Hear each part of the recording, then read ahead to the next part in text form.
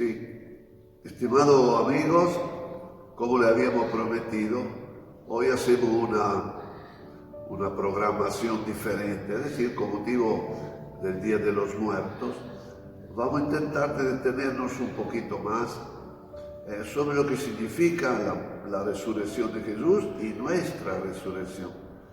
Porque digo, me parece que muchas veces hablamos así, repetimos, Jesús murió y resucitó, pero después no tenemos ninguna explicación o no sabemos cómo explicar eso. Por eso hoy me voy a dedicar a eso, con calma. Si es demasiado largo, hágalo en 2 veces, pero quiero darle una catequesis así un poquitito más lenta, más tranquila, para que reflexionemos sobre esto que fue uno de los acontecimientos, un anuncio más importante de la primera comunidad. De hecho, se atribuye a la explicación de la resurrección como vida que continúa junto a Dios, la conversión de mucha gente, no solo judíos, sino también los paganos. ¿Por qué? Porque evidentemente que era una cosa novedosa, era una cosa que llamaba la atención. Entonces, mi vida no tiene un valor acá y nada más, sino que tiene un valor también después de la muerte. Bueno, le digo en pocas palabras donde queremos llegar. Y vamos a ponernos en la presencia del Señor, porque yo creo que es importante decirle que el Señor nos ilumine, que el Espíritu Santo nos haga entender más su palabra. En el nombre del Padre, del Hijo y del Espíritu Santo. Amén. Y Dios, Padre bueno, el Espíritu, ilumine nuestro corazón, nuestra mente, para que podamos comprender el mensaje de Jesús acerca de la resurrección. Y esté también con todos ustedes y con tu Espíritu. Partimos de una realidad que toda la filosofía, todos los filósofos y todas las religiones del mundo se plantearon siempre esto que es el después de la muerte. ¿Qué pasa después? Evidentemente que los filósofos, que era solamente un conocimiento intelectual humano, no llegaba mucho más allá que esto. Al contrario, la mayoría se mantiene o predica o anuncia solamente que hay algo, pero no explicaba, porque no tenía la herramienta de la fe para explicar eso. Después están también todas las religiones orientales, Confucio. Después tenemos todas las religiones, las 1000 religiones que hay, por ejemplo, en Asia, en África, los cuales llegan a fundamentar la continuidad de la vida por medio de lo que ellos llaman la reencarnación. Es decir, que el ser humano, todo ser humano, cuando llega a la muerte, va a continuar en una vida superior o inferior, según los méritos, el bien o el mal que hayan hecho. Pero es una forma de explicar, no tiene fundamento de revelación. Evidentemente que esto se adapta más a aquellos territorios, a aquellos países, a aquella cultura que no es la nuestra. Está también aquello que más en este último tiempo, la filosofía de este último tiempo más existencialista, la cual dice que después de la muerte no hay nada. Esto sería un poco el marxismo, lo que cree solamente en una vida terrenal, y después, bueno, se termina. Digo, no es solo este siglo, pero también anteriormente. Pero ellos, los filósofos modernos de 1800, 1850, van más todo en esta línea, es decir, que la muerte rompe lo que es la existencia del hombre. ¿Y dónde vamos? Bueno, no tiene explicación. Al contrario, se termina todo para ellos. Ahora, es cuando llega el cristianismo, es decir, cuando llega Jesús, el cual anuncia la gran novedad, que nuestra vida no termina, sino que continúa, se transforma. Y Mahoma recoge en el año 600 después de Jesús este mensaje y lo hace como contenido de fe de los musulmanes. De manera que los musulmanes son herederos del cristianismo, de la fe en la vida nueva, una vida nueva después de la muerte. Por supuesto que Mahoma dice que el que se porta bien, el que vive bien, va a vivir con el Dios de ellos, no va a dar ninguna otra explicación. Pero como digo, no tiene fundamento, lo recibe de nuestra fe cristiana y la instala, la comunica. Pero ellos no creen en la resurrección de Jesús. Por eso que el fundamento de su predicación no la tienen. La tenemos nosotros los cristianos, no es por orgullo, es que es la realidad.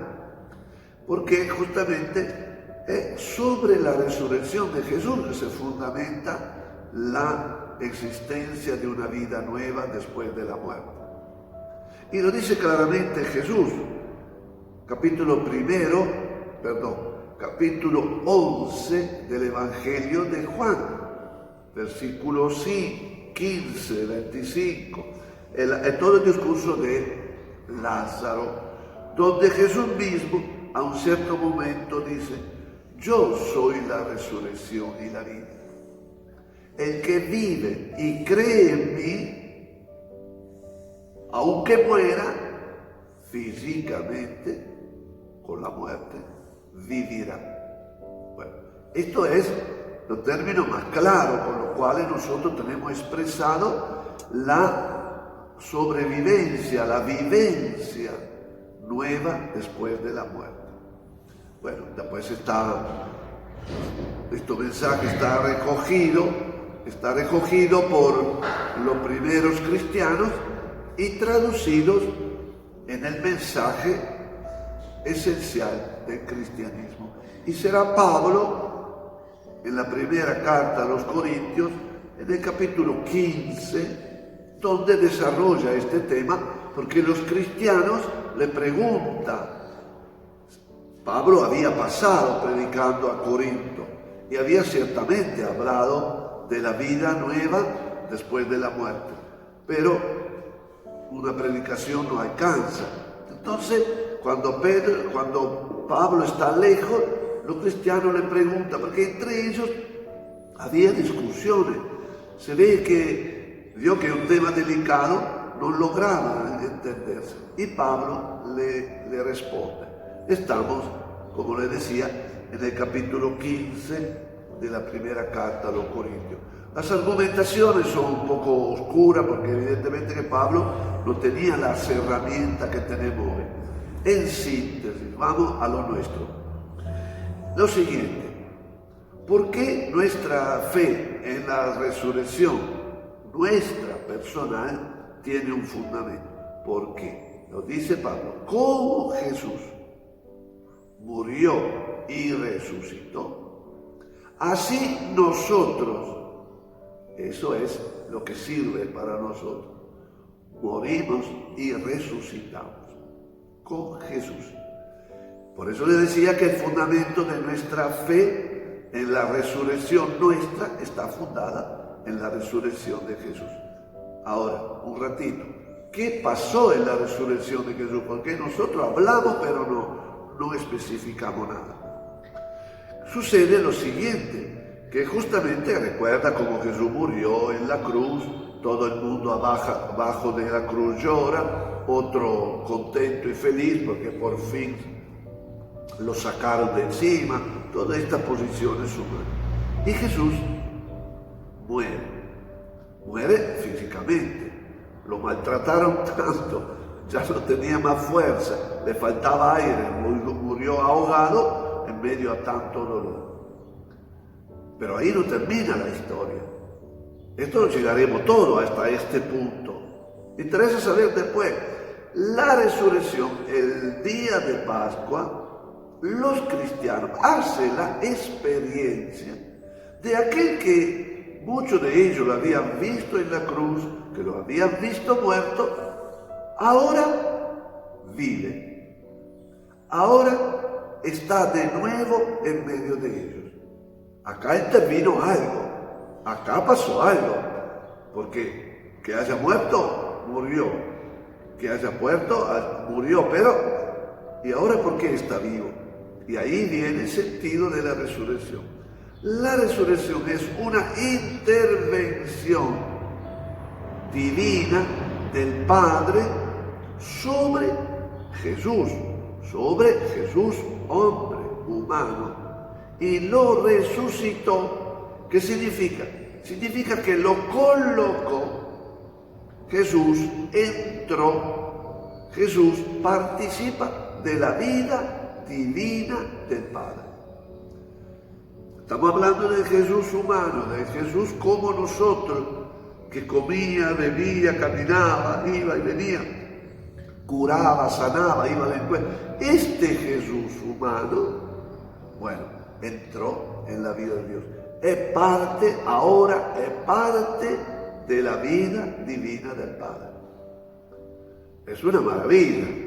Si nosotros logramos superar todas las discusiones, que lo digo entre paréntesis, bueno, pero Jesús era Dios o no era Dios, todas estas discusiones de saber si Jesús que caminaba en Palestina era Dios, esto lo vamos a ver cuando estaremos del otro lado. Nosotros tenemos que tomar los datos que tenemos históricos, así como los apóstoles lo han transmitido. Y como ellos hablan después, cuando lo descubre vivo, lo descubre nuevamente en medio de ellos. Entonces, la resurrección de Jesús no es un hecho humano, es un hecho divino. Repito, es la intervención divina del Padre sobre Jesús, el cual toma este Jesús que por amor, por entrega, por generosidad, por todo lo que hizo por los hombres, y lo lleva consigo, diríamos así, o hablando humanamente, lo llena de su vida divina. Por eso vive siempre con Dios. Esto Pablo lo toma, dice, esto pasa a nosotros entonces. Esto sucede también para nosotros seres humanos. Eso es justamente lo que Pablo captó, y lo captó muy bien, y lo predica. Porque no es solo Pablo que habla de la muerte y de la resurrección, lo demás, pero el que explica el sentido de la resurrección en Jesús y para nosotros es Pablo. Entonces, si esto pasó a Jesús, dice Pablo, esto sucede a nosotros también. Entonces, nosotros participamos de la vida misma de Dios. Morimos, muere una persona. Nosotros estamos en el dolor pleno porque hemos perdido un ser querido. Pero la resurrección no es a la fin de los siglos. Ya inmediatamente después de la muerte, cuando el hombre se desprende, la persona se desprende de esta vida humana, que Dios lo reviste de la divinidad. Inmediatamente entra en la divinidad. Y hoy los biblistas lo ven reflejado en el Evangelio de Juan. Porque cuando Juan relata la muerte de Jesús, dice así que Jesús no dice que murió, dice Jesús expiró. No es el mismo verbo, porque expirar, ¿se acuerda lo que cuando Dios hace el primer hombre? primer hombre, primera mujer, hace ¿cómo se llama? Un fantocho de barro, algo así. Y dice, le sopló el espíritu de vida, le inspiró, se acercó y le inspiró y le dio la vida. Bueno, eso sirve para explicar lo que pasó, cómo se dio la intervención de Dios, que cuando Jesús se desprendió, murió a esta vida terrenal, Dios lo recuperó inmediatamente, le inspiró la vida divina. Entonces, cuando nosotros, repito, nosotros estamos llorando un ser querido, tenemos que pensar que nuestro hermano, nuestro familiar, nuestra persona querida, ya resucitó, ya está en la vida de Dios, ya está lleno, quién sabe, de la vida de Dios. Y Pablo, con otra expresión más sencilla, dice que lo que muere, cuando morimos, estaremos siempre con Él. Una expresión muy fuerte, estaremos siempre con Él. Bueno, esto es un poco el centro de nuestra fe, esto que nos da fuerza. Pero aquí se nos vienen muchas otras preguntas. Ahora yo me imagino lo que están pensando, ¿no? Porque es verdad que no es fácil entender eso. Entonces, ¿cómo explicar lo que hemos aprendido de chico o lo que dice el catecismo? Que cuando morimos y nos hemos portado mal, vamos al infierno. Y bueno, pero hay a veces que no somos tan malos, pero tenemos algo como para purificar, purgatorio, hay que purgar. Así se explicaba.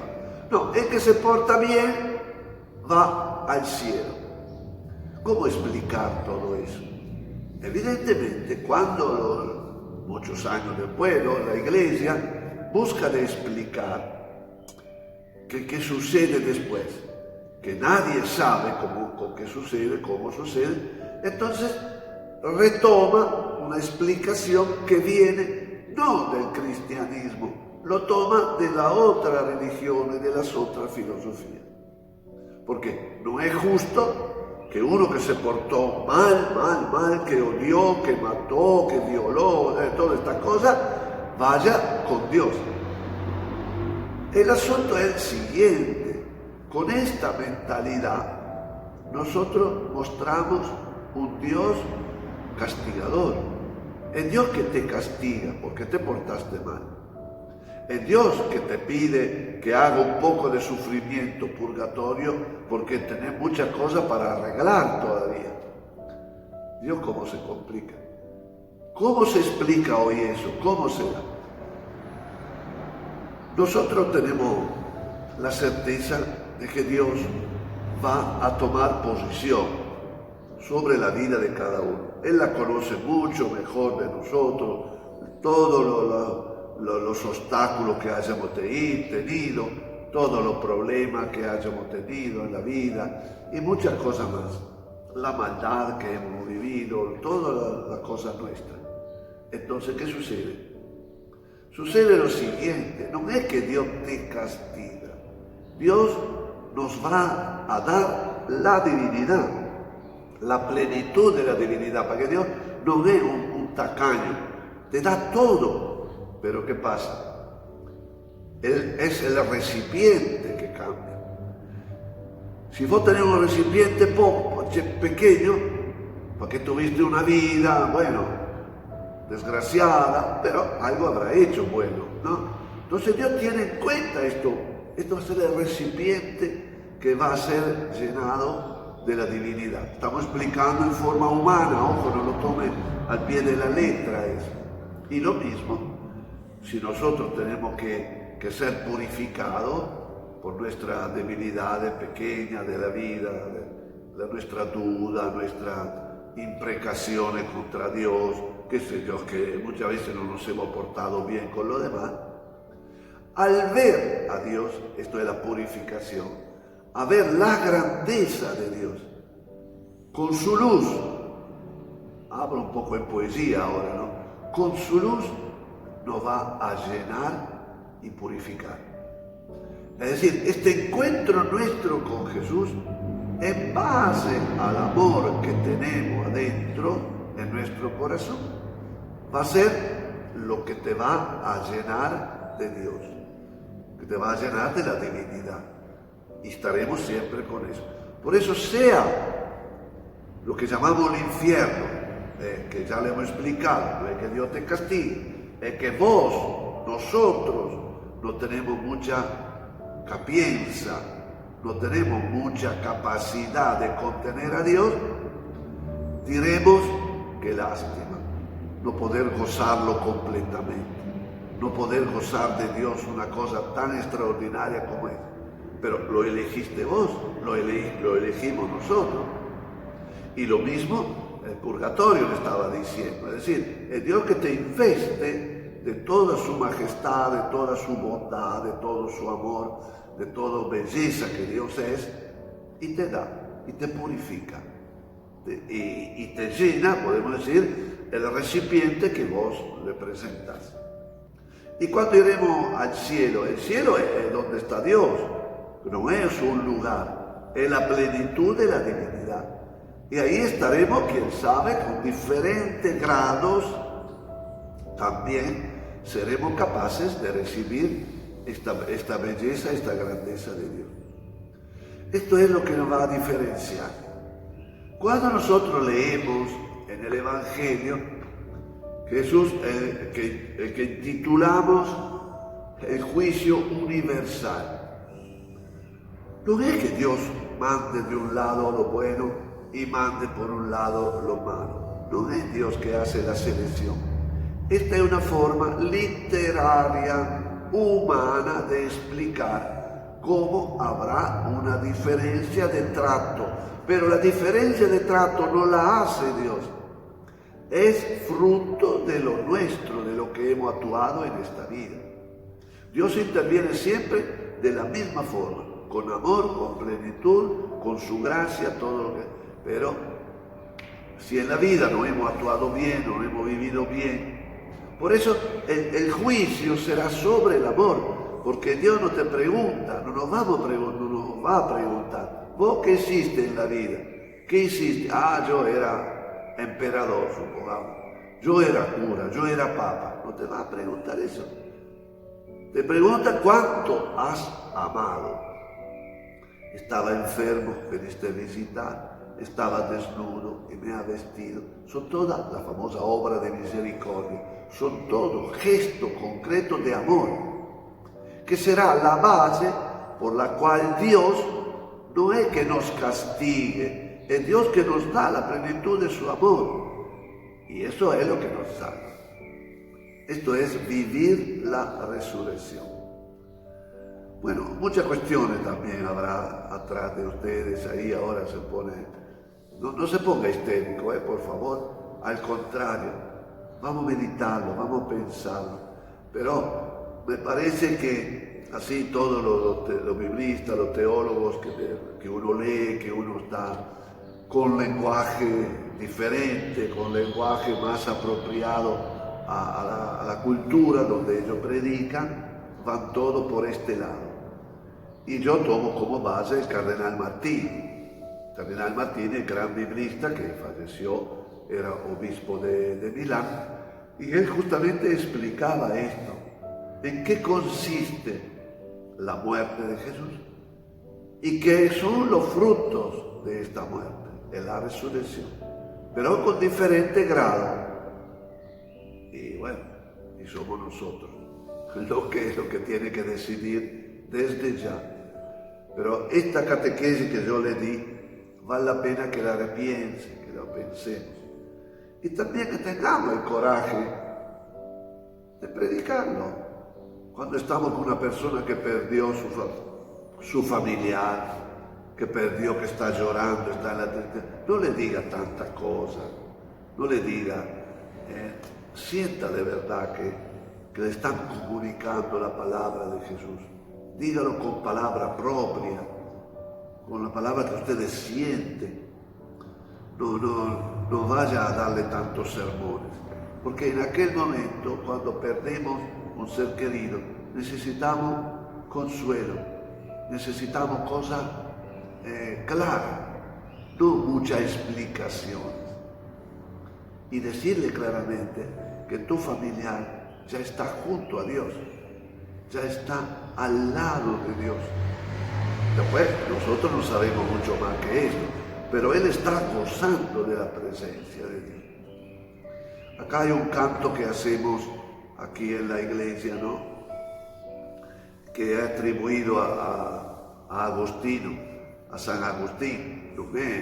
No es que haya hecho la música, porque San Agustín, no sé si estaba pensando en eso, pero él hizo una oración, y de esta oración viene sí, ¿cómo se llama? Sí, el canto, ¿no? Que si lo encontramos lo vamos a agregar a esta charla, porque es muy lindo, muy lindo. Bueno, entonces le voy a leer la letra de esta canción que para mí es hermosa, ¿no? Tú nos dijiste que la muerte no es el final del camino, que aunque morimos, no somos carne de un ciego destino. Tú nos hiciste, tuyos somos, nuestro destino es vivir, siendo felices contigo, sin padecer ni morir. Cuando la pena nos alcanza por un hermano perdido, cuando el adiós dolorido busca en la fe su esperanza, en tu palabra confiamos, con la certeza que tú ya le has devuelto la vida, ya le has llevado a la luz. Cuando, Señor, resucitaste, todo vencimos contigo. Nos regalaste la vida como en Betania al amigo. Si caminamos a tu lado, no va a faltarnos tu amor, porque muriendo vivimos vida más clara y mejor. Bueno, queridos hermanos, que el Señor los bendiga, haga objeto en estos días de esta meditación, pero con calma, vaya leyendo 1, 2, 3 veces, vaya leyendo los textos que yo le indiqué y que van a encontrar ahí en la pantalla, que le va a llegar a su casa, porque vale la pena. Y así celebramos la memoria agradecida a nuestros difuntos, aquellos que hicieron tanto por nosotros, aquella persona con la cual hemos amado, que ellos nos amaron y ahora no están, sí, no están físicamente, pero están más cerca de nosotros porque están junto a Dios, están en la plenitud de Dios que llamamos divinidad. Queridos hermanos, hasta el próximo encuentro, si Dios quiere.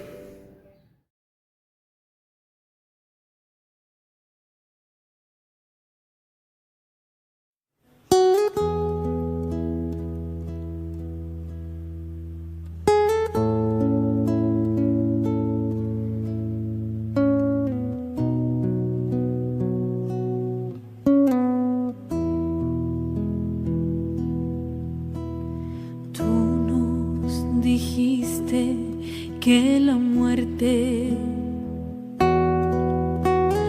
no es el final del camino, que aunque morimos no somos carne de un ciego destino.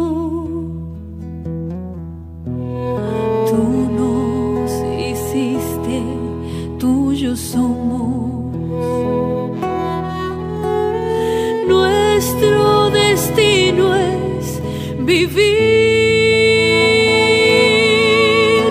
siendo felices contigo.